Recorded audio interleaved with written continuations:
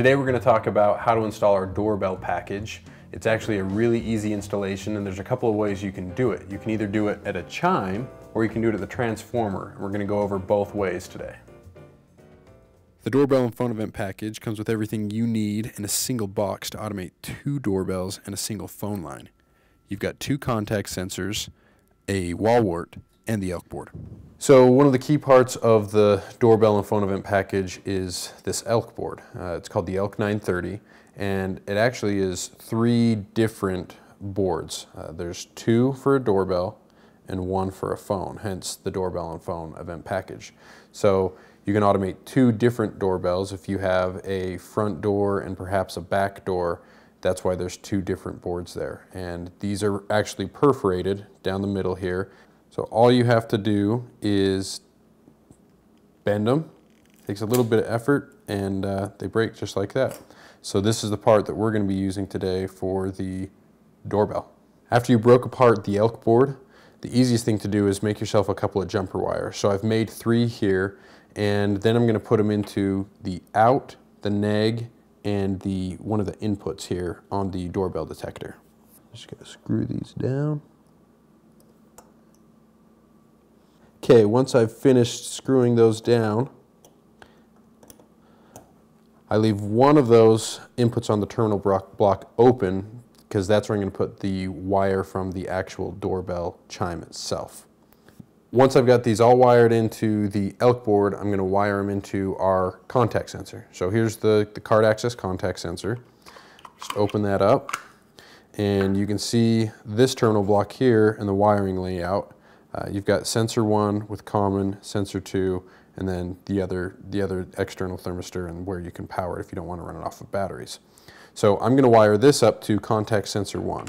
And the way I'm going to do that is take my out terminal, or my out jumper wire, and I am going to wire that into sensor 1.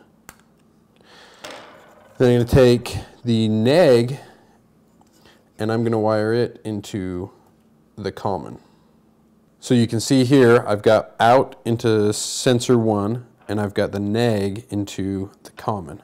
At this point I'm ready to go and put this in attach this to the doorbell. There are a couple different places that you can install the elk board and the contact sensor. The easiest place is probably going to be right at the doorbell chime, because that is the easiest place to find. So all you need to do is take your chime and pop the cover off of it, like so.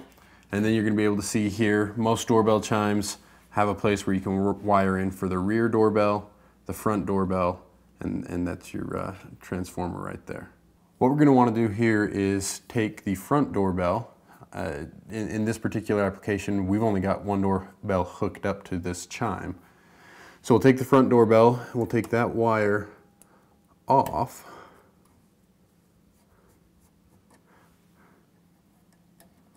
I'm going to take the wire off of the input from the doorbell detector, and I'm going to put it onto the front on the chime, if I can get it on there. Here we go. Just screw it down.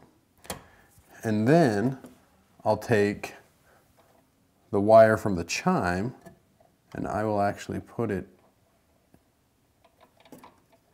into the elk board on that last input. And then we'll screw it down. Then we've got it all wired up. Once you've got it wired up to the chime, the easiest thing to do is put the elk board on the side of the chime. Now, a couple of things you want to make sure you do is don't allow any of these wires to be pressed up against your chime, which is on the bottom here or on the top, as you can see. If it can chime right there, so you don't mute out the sound of the chime. But if you put it here on the side of the actual chime, the cover there's usually enough space in the cover to cover that up and still leave enough space for this to rest on the side.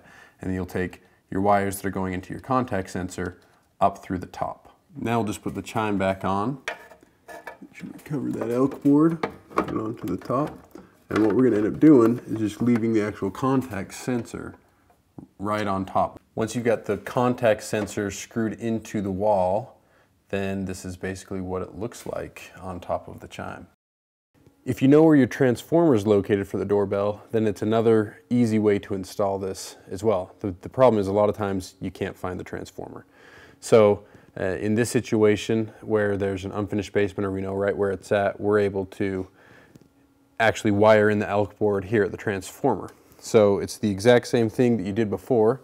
You actually are just going to take, if I can get this to stand still, you're going to remove the leads and take it off.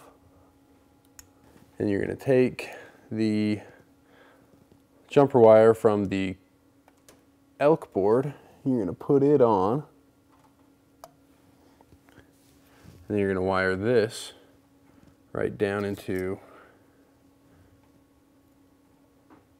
the elk board.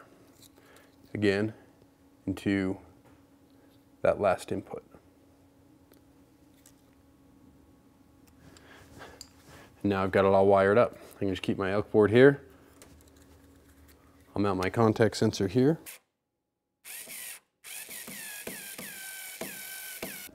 So this is what the finished product's going to look like if you do it down here at the transformer. As you can see, it's a really simple installation. Shouldn't take you more than 5 or 10 minutes at the very most.